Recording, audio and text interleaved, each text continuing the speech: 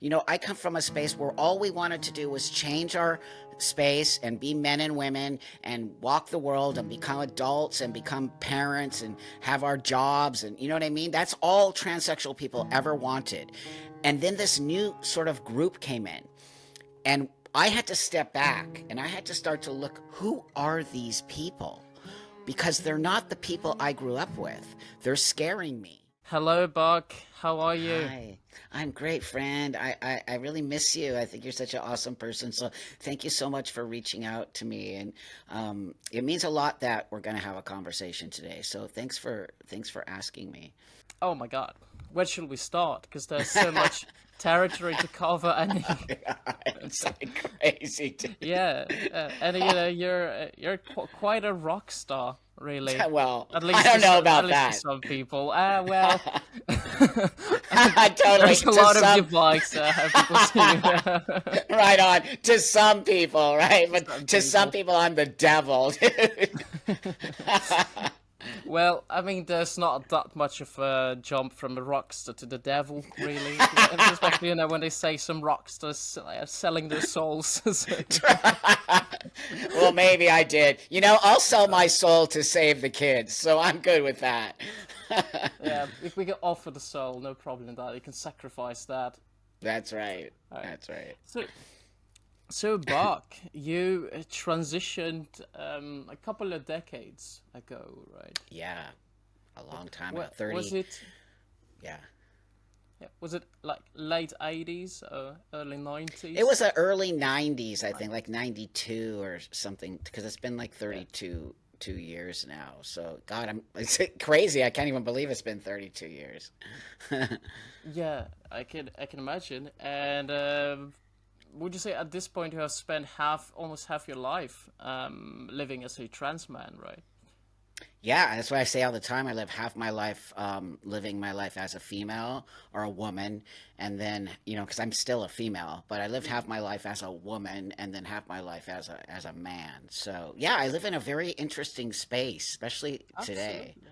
Yeah, Because I, yeah, I imagine, it also changes your perspective on society as a whole, if you spend half your life seeing it from one perspective and then that's right. seeing it from another perspective. And, I've spent only like 3 years of my life living as a trans woman, but it really Yeah, puts things into perspective, just how differently society treats you.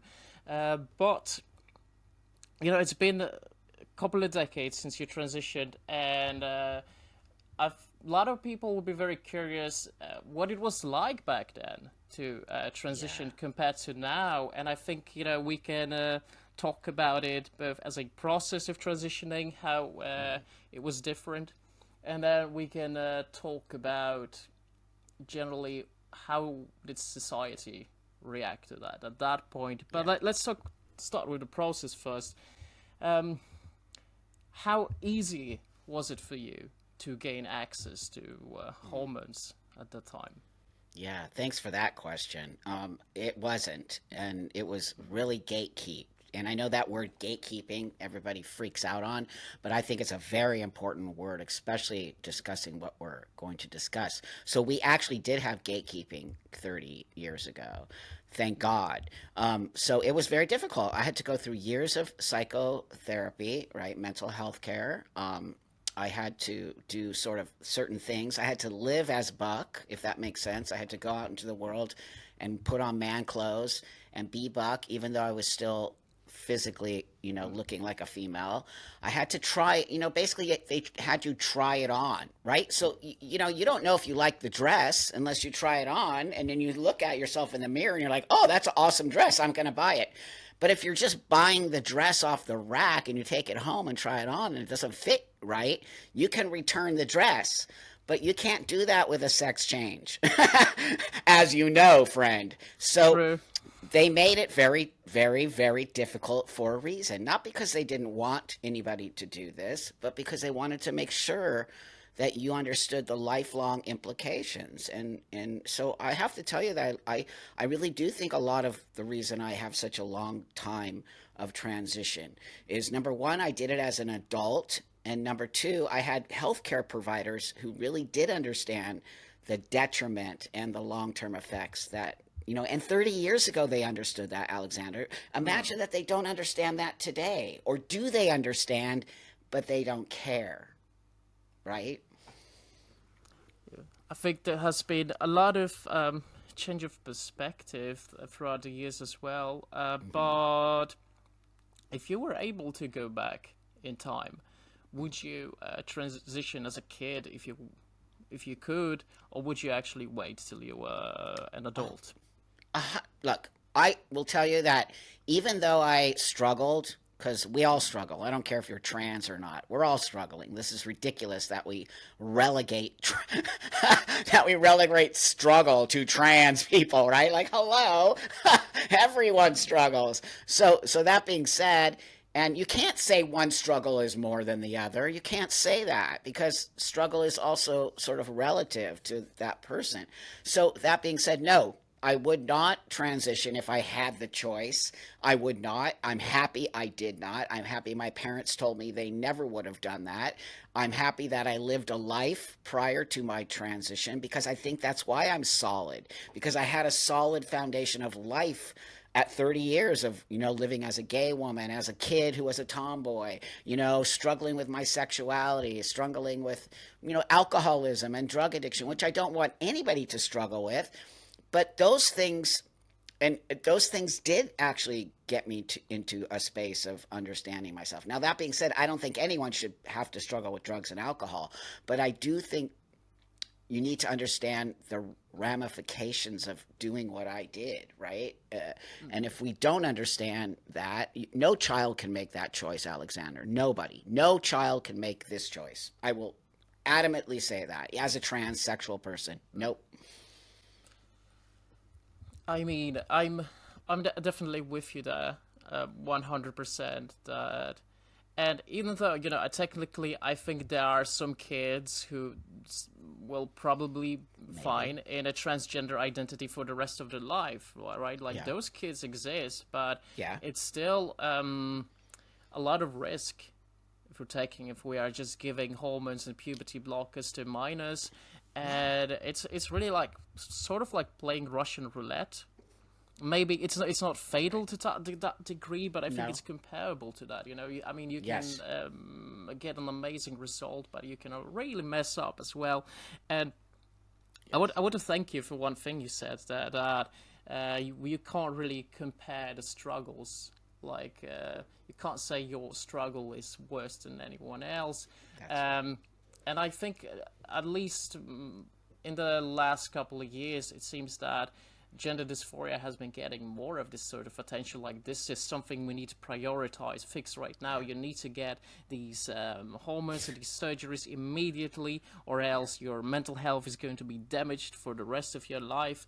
And there's a lot of other people who are living with a lot of mental stress and mental health issues and mental illness, and we don't really think of it this way, as oh, this needs to be something that we need to solve right now. Yep, that's a great point. That's a great point right there. And that's why I can poke holes in this whole trans. It's an agenda. I hate to even say that, but it's an actual agenda. So, as you know, Alexander, I sort of, well, I differentiate myself from the transgender space. I call myself a transsexual. And I do that for a specific reason because I believe that I have a medical condition. And I believe transgenderism is a medical condition. And I believe that you have to have a diagnosis, and I believe it's a long term thing. I don't think you can self ID as trans. I do not believe that. I believe those people are not like me, and they identify as trans. I also want people to understand I don't identify as a trans person. I identify as a man. I had what we used to call quote unquote sex change, even though I didn't change my sex, right? I changed my appearance to look like a man. No, I never get misgendered. I never, I don't have hate. I only have hate from trans people. I don't have hate from the world. So I can actually show you that everything that these people say is an indoctrinating language. And so here's what I don't understand, Alexander. Why? Why are they pushing such a belief onto a young generation? It's shocking to me. Well, I really think it's done in good faith, You think actually. so? Yeah, I mean, but here's the thing. I think there can be a huge gap between if intention and Hmm. results, right? But I Yes. think in general, I Yes. think a lot of people are coming from this perspective, or like they looking back at it and they're filled with regret, and they're thinking, I wish I could transition when I was younger. So let's give this new generation that opportunity. And I think a lot of those people are also people who transitioned later, who are perhaps not Mm. passing as well, and they Maybe. become sort of bitter because of that. Yeah. But they also, I think they have a good intention in mind. Like, I don't think Okay. it's as sinister as people say it is, Okay. but I think we really need to differentiate between what intention is and what the results are, because we are seeing that people who have been on puberty blockers, and this is especially the case for trans women, because like testosterone amplifies your sex drive, right? But if you, as a male, if you went on puberty blockers and then on estrogen, you might be never able to orgasm. Yeah. And I think That's that right. developing your sexuality in during your puberty is really important, because that's when you might find out that, hey, you know what, I am actually enjoying my That's right. body at this point, Yeah. right? Yeah. And by taking this away from kids, you're make you're at least increasing the chance that this is something they might regret in the future. That's right. No, I agree with you, and I believe intent is hugely important in this conversation. Right? Is their intention malice? No, I don't think so either. What is their intention? I think people think it's to help the kids, but let's talk about where those I'm going to call it an ideology because I do, on some level, believe transitioning children is a sort of ideological space because they don't have the actual data. And we know because of the CAS review, and we know because of WPATH being sort of leaked, that we know they don't understand what the long term effects are transitioning children. And also, you're right. What about the gay part? What about finding Yeah, themselves? What about the fact that this puberty blockers, quote unquote puberty, does damage? We know that. Nobody here can deny that. It does long-term damage to young people sexually as well as physically. And so what when we know this, Alexander, how are there still people in our community who still say that it isn't damaging and that it is reversible when we know factually that's not the truth? That's where the intention part comes for me. I'm like, wait a minute, these people aren't stupid. They know that long term use of this, yet they're still sort of putting this dialogue out there. yeah, I mean, it can be really hard for some people to abandon their way of thinking and their belief once Yeah, they're like really stuck in it. yeah, At that point, I don't think that evidence is enough really to change that. Like it is true. so easy for Yeah, people to just ignore evidence, just put it aside. And that's right. I think that this whole process has actually been experimental ever Mm-hmm. since it first started in the middle Mm-hmm. of the last century. And some True. people will not like what I have to say there, but really, if you think about it, it's still one big experiment. We are still finding out what really works, and That's right. you know where I'm coming from. Like, I'm not Yep. against there being ability for other people to transition, Mm-hmm. but I also want a responsible approach to this sort of That's treatment, right. and I think we're on board with that. But there's one thing you mentioned, Yeah. because you call yourself transsexual, not transgender, and Yeah. there's something like a classical term. That's the term we Yeah. Yeah. used to describe trans people. Mm-hmm. But some people say that this term is wrong because sexual relates to sexual orientation. Therefore, you shouldn't be calling yourself transsexual. because it's not like homosexual or heterosexual. What's your take on that? Well, there you go. It's again this community and their desire to control our language. That's how I actually look at it. Because if you really think about it, transsexual should be the proper term because I want to change my sex. I don't, the gender and sex thing, we have to understand those have always been together. Sex and gender have always been thought of as the same thing. It wasn't until the narrative of the transgender community and separating that so people can have a gender identity above and beyond their sex, right? So that's why I pulling back on that because that's what's creating a lot of this sort of people getting confused about everything. That's why I call myself a transsexual because back in the day we wanted to change our sex, right? We didn't talk about gender. We talked about I want to be a man.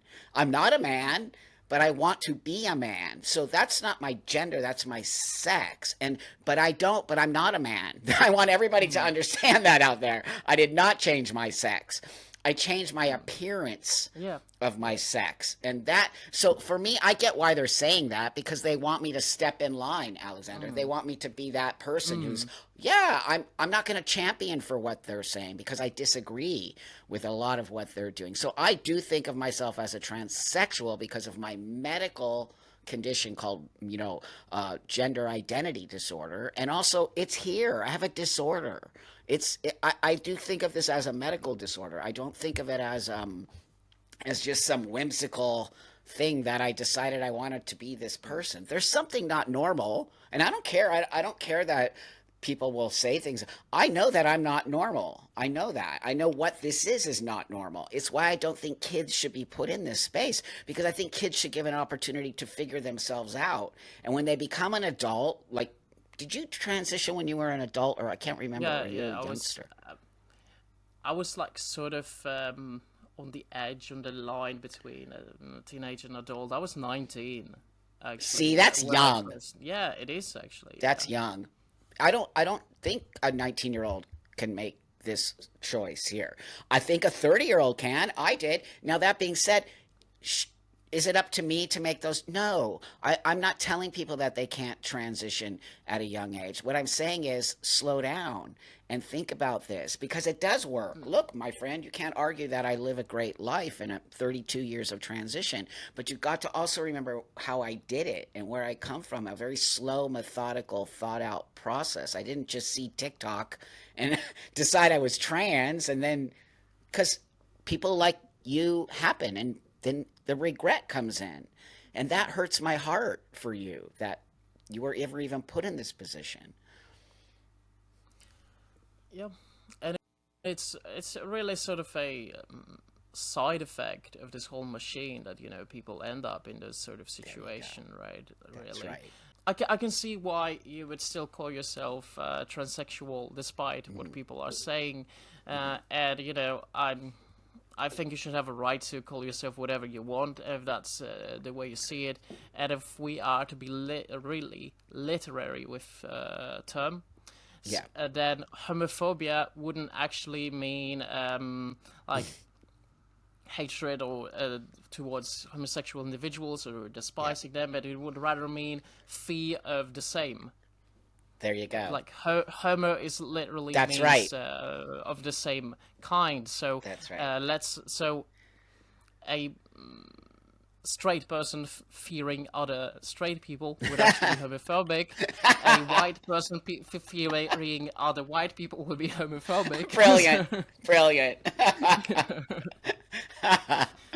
See how words are very powerful and they can be used in Exactly. other ways. And that's the hypocrisy of the trans community. Oh, let us be what we want. We have 50 million neo pronouns. I can call myself it or Zemzer if I want. But Buck Angel cannot call himself a transsexual. You see?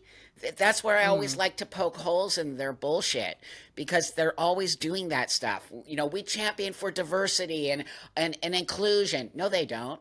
No, they don't. They don't include me. They don't like me. So, and I'm an old transsexual and they don't like me. That should say something about that particular space. Yeah, and it really seems like you went full on from the hero of the transgender community to a villain in That's a, right. pretty short span of time, That's right. really. And because you were really seen as a Mm-hmm. role model for quite a long time Yep. then. And when you first transitioned, were there any other trans people you've known or have heard of, or was it like completely Oh no, quiet? it was very like the Wild West. Now, that being said, I saw a woman who became a man in a documentary, and that put I was like, what? And that was in like 1990. And I couldn't believe it. It was like from Germany or something. And I was like, what? You can become a man? I actually saw it, and then I went to my therapist. That's how I got the idea because I had seen it. I had heard of trans women before, but it didn't equate to me. I didn't understand that. I saw men becoming women, but I never saw a woman becoming a man. And then that's so when I did it, there wasn't any community and there wasn't anybody talking about it. And I was the first person to do it here in Los Angeles with my doctors.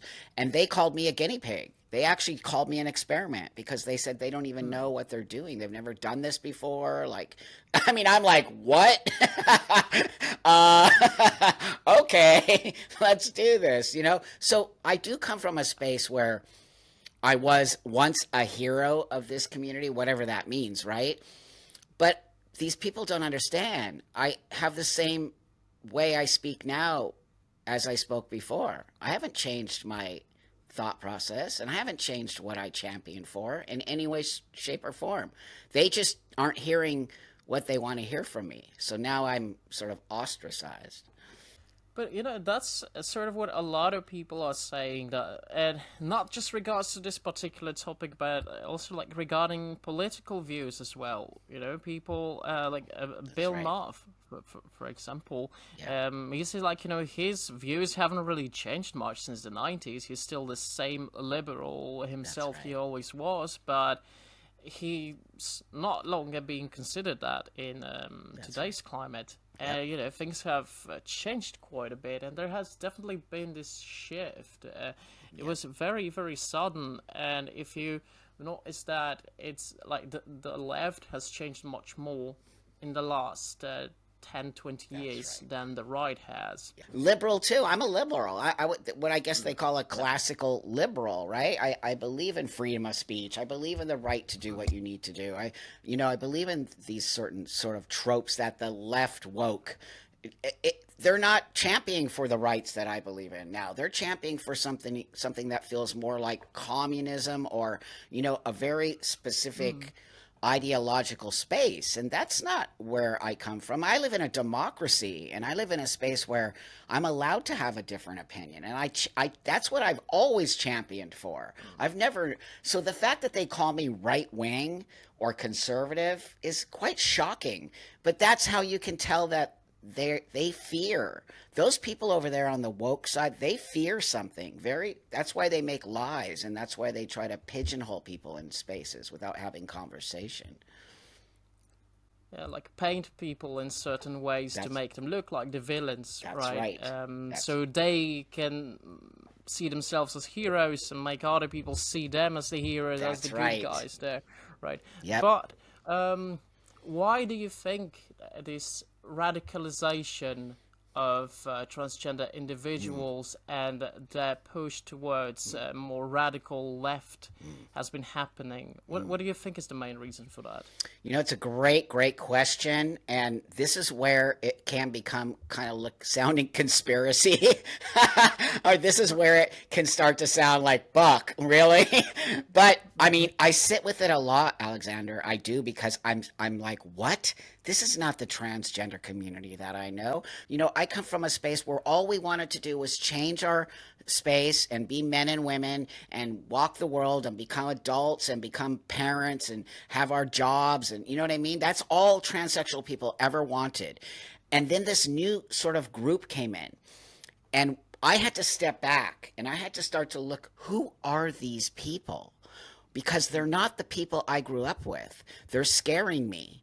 So I started to realize they're not transsexual people who are coming into this community. They are fetishists. Now, that being said, everyone knows I work in the adult entertainment industry. I've been around a lot of these kind of things. I feel like I'm not shaming people's fetishes or shaming, Mm. but I want to show you the difference between a fetish and an actual mental diagnosis or a mental disorder. And the fetish people, which I do believe this, Alexander, I believe that we got an influx of transvestites and cross-dressers and AGP who were never really sort of prevalent in our community, and took over, and they took over because if you notice, most of all of this stuff is coming from trans women. You don't see a lot of guys like me standing up and saying things because remember, I'm a biological female. I come from a whole different I was socialized differently than trans women.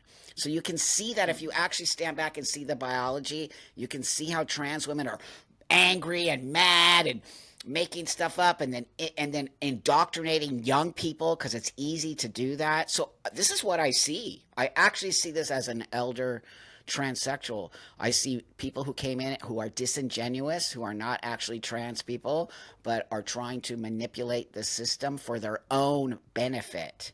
And these, to me, are more fetishists and transvestites and cross-dressing male to females.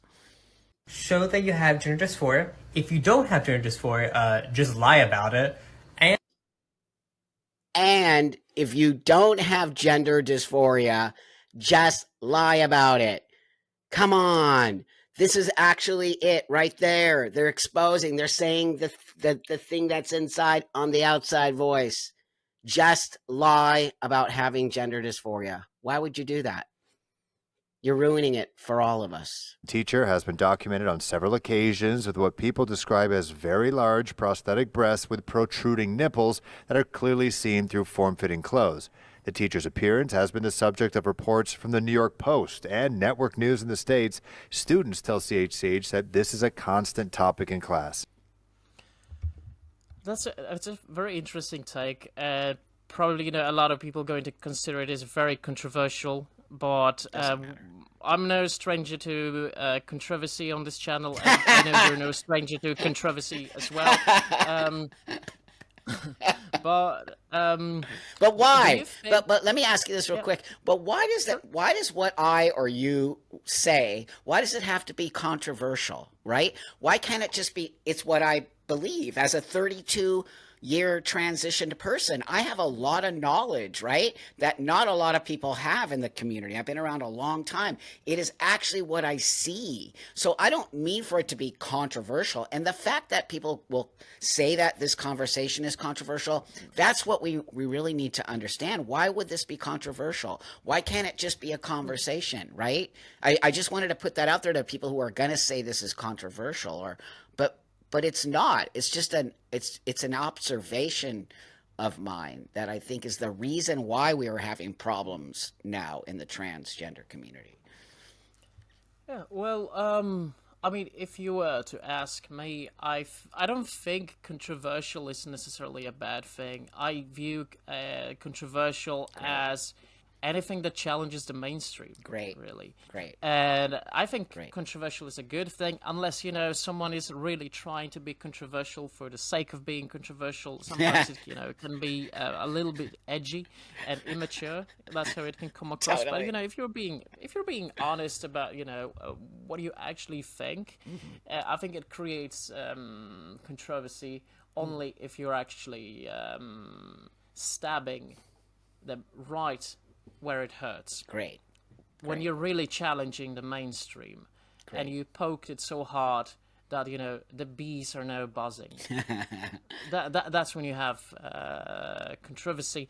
But going back to what you were just saying, do you think that those AGPs and transvestites are now the majority of trans community, or do you think they are a minority with just very, very loud voices? Right. Second, minority with very loud voices, 100%, because the majority of trans women I know are like me. They keep a low profile, right? They don't want to get involved in this, but they transition to look like women. They look like women. They respect women. They don't use the women's restroom if they feel it's going to be a problem. You know, they navigate through the world without making problems. They don't show up at the locker room pulling their penis out. Those are not the trans women I know, and I know lots of trans women. And so 100%, it's the minority, but they have such a loud voice because of this, because of the internet, and because of TikTok. And you know, we know there's a couple TikTok people who are very famous, who are trans women who have millions of followers, and you don't think they're influencing young people? They are. But back in the day, we didn't have this platform to influence people in a way that they are doing. I mean, I agree with you 100% that those people are not the majority of trans community. And, and I see a lot of gender critical people thinking that almost every trans person is a fetishist, or some would even say that it's every trans person. And that, too, is like a very black and white No, type of thinking, totally. right? Yeah. Yeah, but no, I genuinely think that Yeah. the main overall, like the main reason people transition is because of gender dysphoria, or what I actually prefer to call sex dysphoria. Yeah, me Because too. a lot of the time it's not your gender you're being dysphoric towards, it is your sex. And that's why I think this difference between what sex and gender is so important to acknowledge that it's not the same thing. It's not. Really. It's not. I mean, it is and it isn't. You're right. I totally agree with you. It's why I won't have that argument with the people. I just say sex and gender are the same, because if I start to move, it becomes too convoluted and blah, blah, blah. So I just push them together and I say, no, you're right. We need to start calling it sex dysphoria. Again, why I call it transsexualism, right? Because if we go back to sex, then it also knocks their indoctrination out, and then they can be separate from the transsexuals. The other thing I want to tell you, Alexander, is a lot of people like myself are reclaiming the word transsexual. So we are unmasking a larger generation now of young people who are starting to use the word transsexual and being completely 100% totally okay with having a mental disorder. It's so important that these young kids understand that they have a mental disorder, and then they can just fix it and move forward and not live as trans people, but live as Tommy or Susie, or you know what I mean? That's what I'm trying to sort of convey to the younger generation, that you don't have to be trans to be cool. You could be non-conforming gender. And also, if you're transsexual, that can be helped too, but it's not your identity, it's your disorder, and you need to accept it and become that person and move on. Yeah, because you said on a lot of occasion that trans is not a good thing, that it is a disorder, an illness, and I agree with you 100% that it is a mental illness, and I don't think there's anything wrong with it being a mental illness. I don't think we should be shaming that. Thank you. There's I'm mentally ill in We all are. some ways. We all are. At this point, yeah. Well, I mean, I think everyone living in a crazy world will become mentally ill Totally. in some ways, really. But there is actually one thing that I'm sort of a fan of when it comes to this transgender movement, at least like the new wave of it.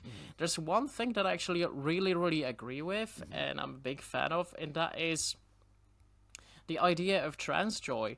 And let me tell you why. I actually agree with that, because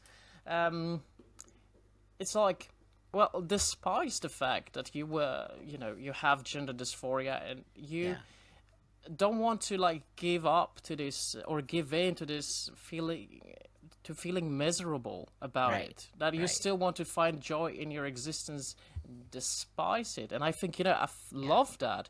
As someone who has also talked to a lot of detransitioners, have been a sort of a part of trans or detrans community, even though I don't think there really is a detrans community. Those are like very, very small groups, but there's a lot of like doom type of thinking A lot of us are feeling really hopeless, and I think in that way we could actually learn something from this new transgender movement. In that way, that they are able to, find this happiness despite what life dealt them, Sure. the fate dealt them. I can see value in that. I think it becomes a problem when that trans joy turns into something like it is super amazing to be trans. And that's when you promote it as an idea of something like, oh, you can become this and you can be happy, you can be successful. And and successful is a very important thing to mention too, because you mentioned some influencers with a lot of views. And, some kids might be thinking like, oh, if I become this, That's I right. too can achieve that. And some people would say that it's not spreading socially. But here's the thing, every idea spreads socially. That's right.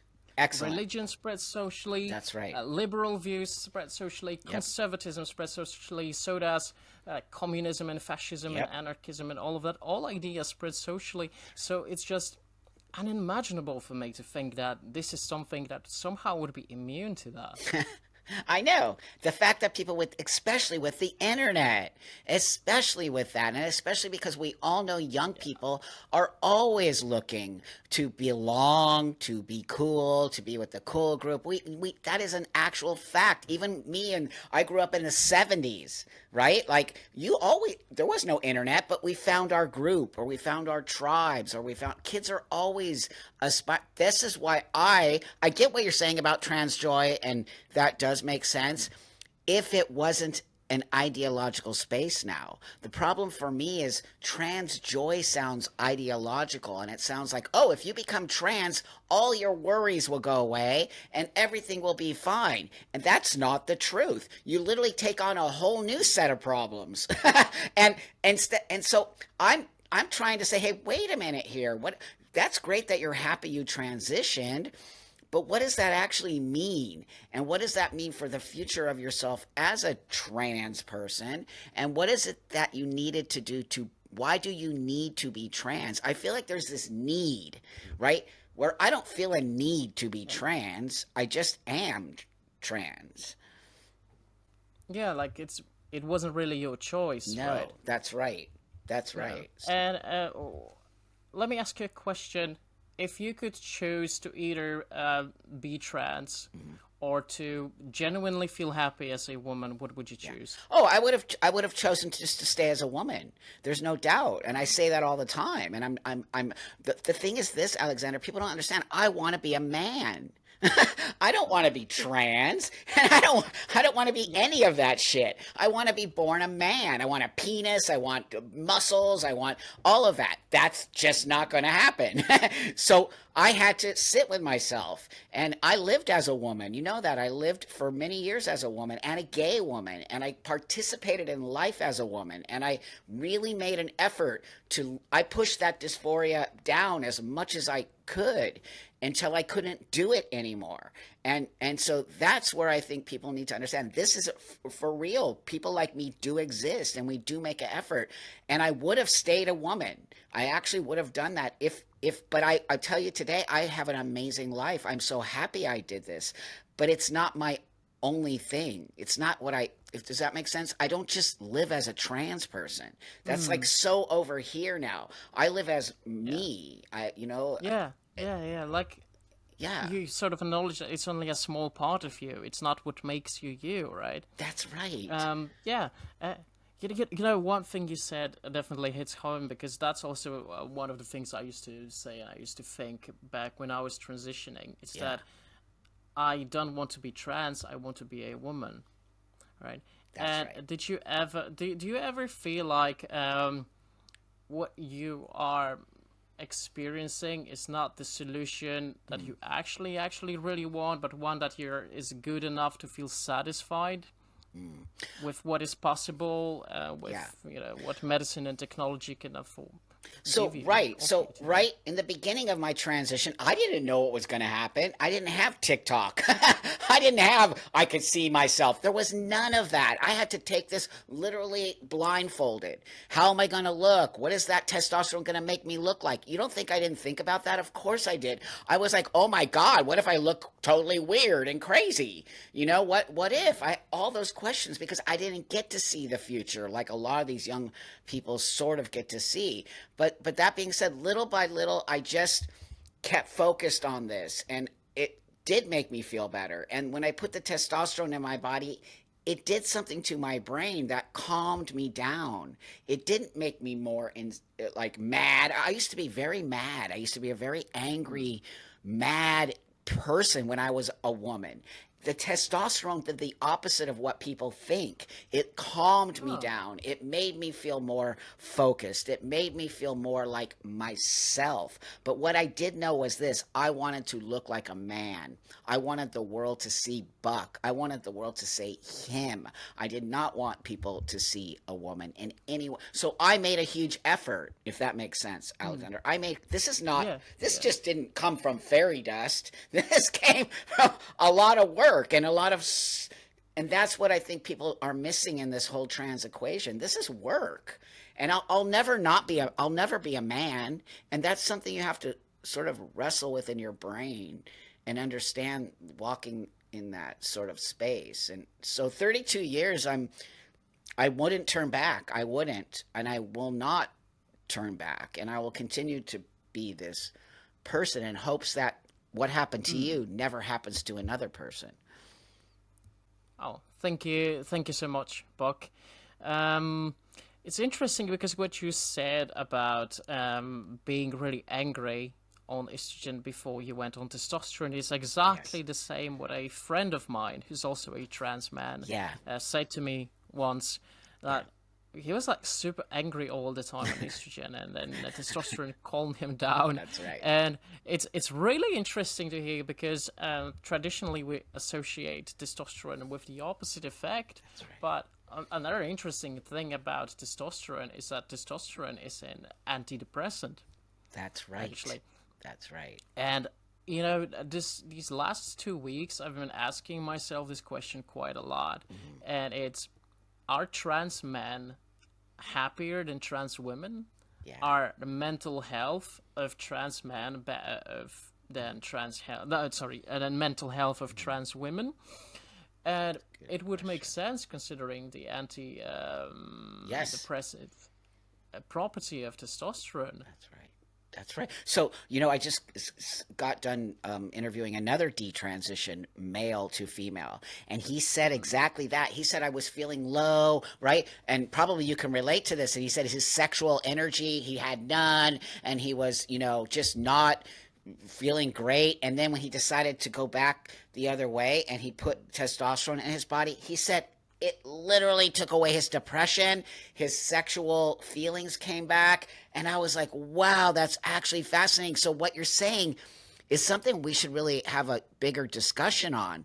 Because, Absolutely. again, remember what I said earlier? A lot of this anger is coming from trans women. Are they angry because they don't have testosterone in their bodies anymore? And is it sort of is the estrogen playing into this sort of anger in the trans space? Yeah, I think we can hypothesize about it as much as we want, That's but I right. think what That's we right. actually need is more research. Gosh, Yeah, to because I mean we're still learning about the effects of HRT really, that's and right.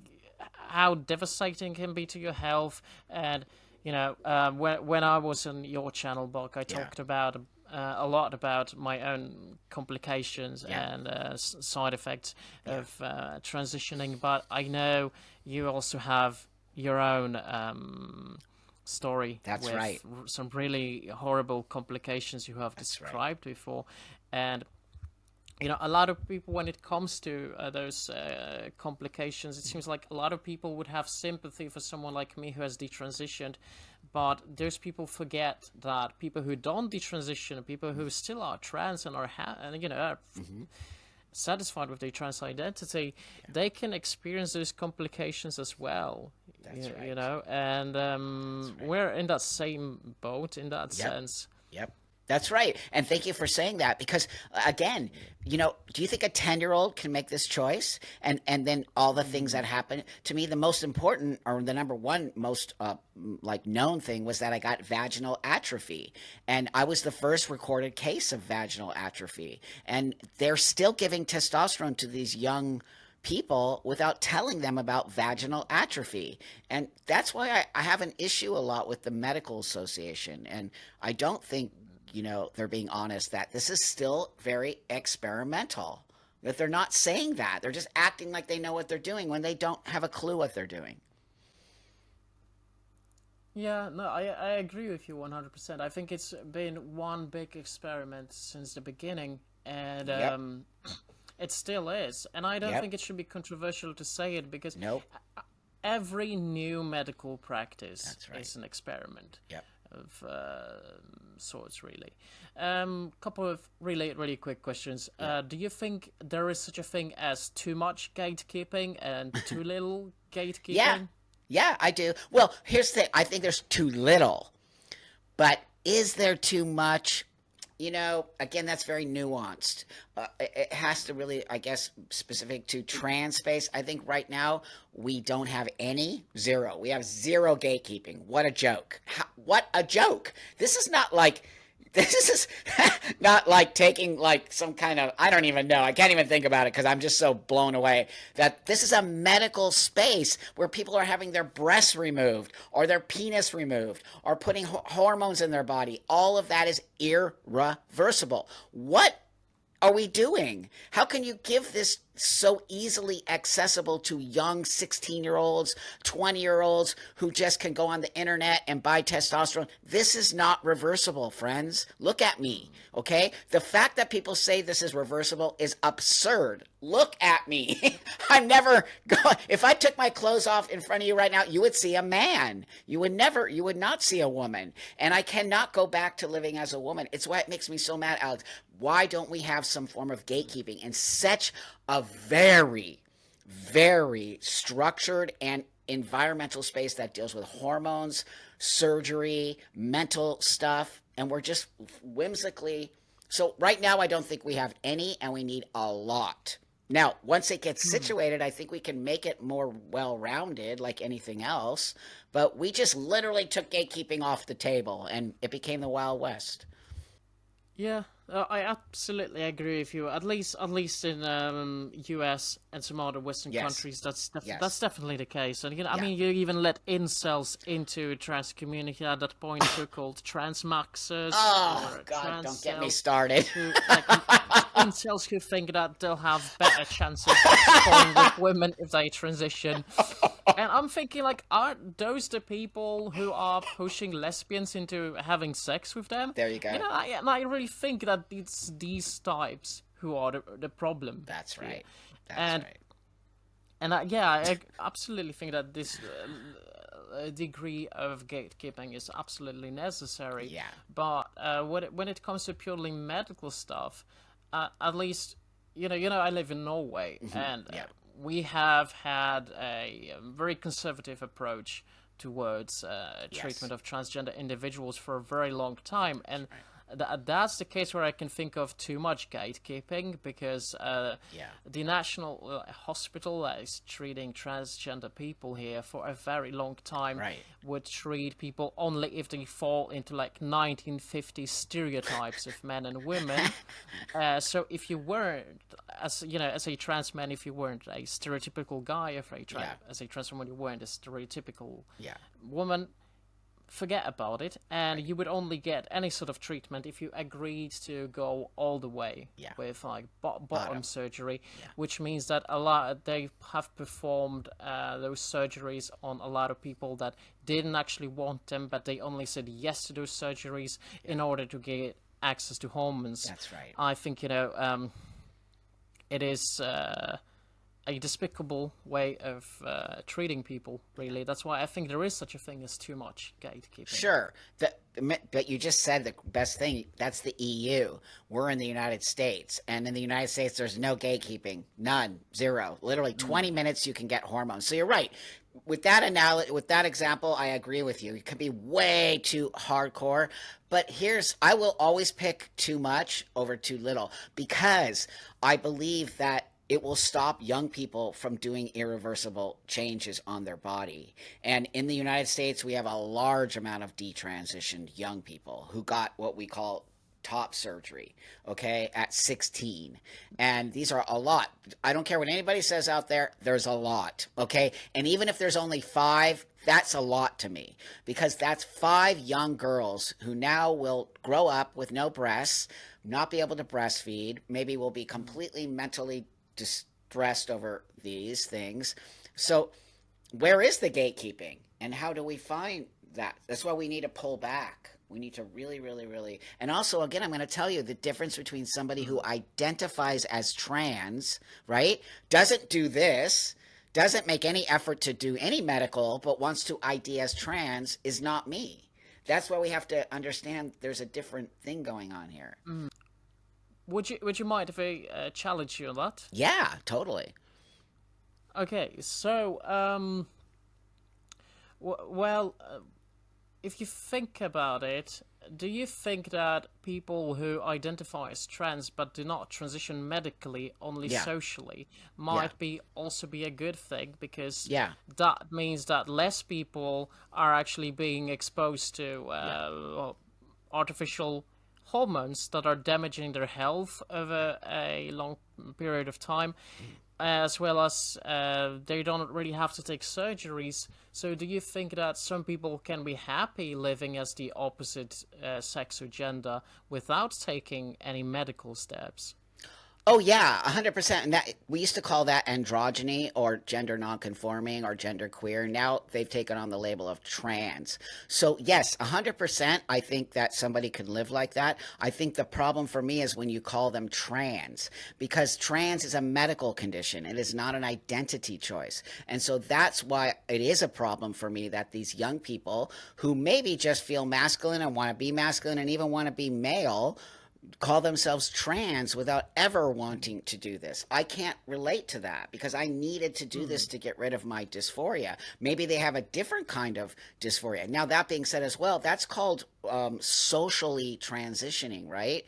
Which if you read Cass Report or the WPATH files, or they'll talk about how social transitioning can actually be a pathway into transitioning a lot of times. And so is it actually helping the young person? Or are we pushing that young person into a path of transition? It's a very interesting conversation to me, and I think there's a lot of nuance that we have to have with that. Yeah, I definitely agree with you that the nuance is needed there.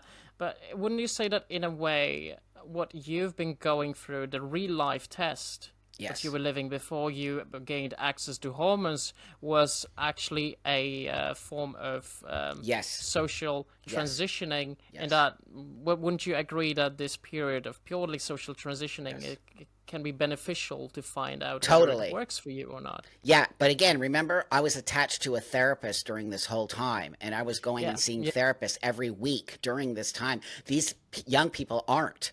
They're not seeing therapists. They're just transitioning with their friends on TikTok. And you know what I mean? That's completely different than what I did. And I actually got evaluated. I went in. Now, I want people to understand I'm not God. I'm not God of the trans community. I'm just telling you my story and what I believe as someone who went through this for 30 years and my own opinions on what we need to do. I'm not saying I'm right and I'm not saying I'm wrong. I'm saying, can we look at it from an older transsexual point of view? And that's what I'm saying. So maybe social transition is great. Maybe it isn't. Yes, I socially transitioned on some level, and it's so that my therapist could evaluate me and sort of see. But I don't think these young people are even doing that. They're just socially transitioning and calling themselves trans. And who knows, in 2 years, are they going to change their minds? They might. They might, absolutely. Yeah. I mean, only time will tell. That's right. Right? But I also think that if someone only wants to transition socially, and that's what they would be happy with. Yes. But if society does not acknowledge them as the opposite Yes. sex that they want to be, Yeah. that might actually lead them to take more steps That's right. towards medical transitioning. That's right. That's why, I'm really been asking myself, isn't it a good idea to sort of acknowledge them in a way in order to prevent side effects and complications that can follow? Oh no, I totally agree with that. We need to find that balance, right? The problem is, I think people outside of the trans space are getting very mad. They're getting very mad at the trans community because the trans community is acting erratic. I will tell you, I believe they're acting erratic. Remember how long I've been trans and how long I've sort of walked this space. And people didn't used to say the things they say to me now because people don't like trans people, because trans community is pushing their own ideas onto other people. So yeah, you know what? I get misgendered now, Alex. I get misgendered now because people just do that because they want to be mean, right? Well, you'll always be a woman.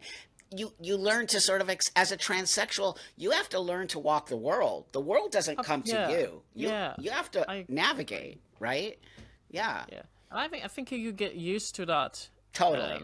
Eventually, I mean, you realize the whole world is not going to see it the way you do it, That's right? right. And I always say I don't think your happiness should be dependent on how other people perceive you. Brilliant. Right? Brilliant. And yeah, to me, you're even though you're not a biological male, from like a purely social perspective, like to me you're a man and you're a good man. Thank you. And a lot of the time we say to someone like be a man, and that doesn't really mean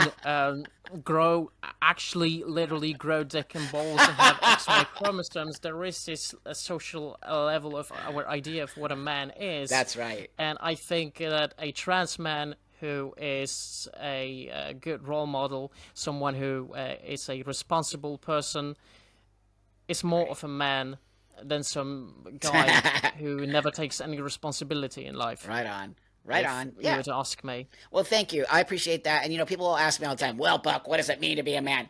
I don't know. I have no idea what it means to be a man. I could probably tell you what it means to be a woman, but I could not tell you what it means to be a man. I think it's the funniest question ever. So, that's the thing is, I really appreciate that you see that I really try to be a good person here, and I'm not in any way. I care about all of us, Alexander. You know that. I do. And I care about finding a space where people can transition, but also a space where people who feel a certain way don't have to transition and they can have a great life.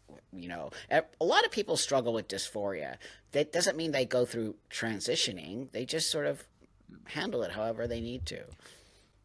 Yeah, I mean, I definitely had gender dysphoria myself, and I don't think gender dysphoria is something that's exclusive to trans people. Agreed. I think a lot of people can actually experience some degree of gender dysphoria throughout their life. Like, what about women who might be dysphoric towards their own pregnancy? Yeah. That's just one example. Great. Or men who are maybe dysphoric towards their body hair, or their baldness. Yep. Like, that's a type of gender dysphoria. Totally. Really. And I had a degree of gender dysphoria as a teenager, as a kid, but I grew out of it, and I think it can happen to a lot of people. Yeah.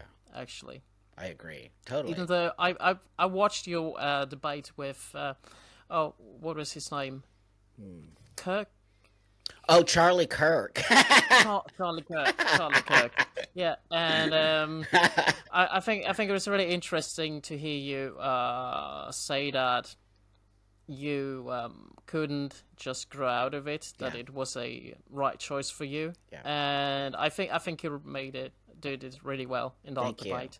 Thank you. I appreciate it. Conversation. Yeah, he again, it's the hardcore right that always invites me to speak. Nobody on the left will even have a conversation with me. And I come from a more liberal space. So I'm like, I'll talk to anybody. You know that about me. I'm like, sure, we'll have so, I think the best thing that came out of that, so many right-leaning, hardcore, anti-LGBT people saw that and they write me. I still get emails from that. Thank you, Buck. You gave me a better perspective. I respect you. I do now see the difference between you and other things. And so I have to tell you that I think I made a lot of headway with that particular with that debate. So thank you for watching it.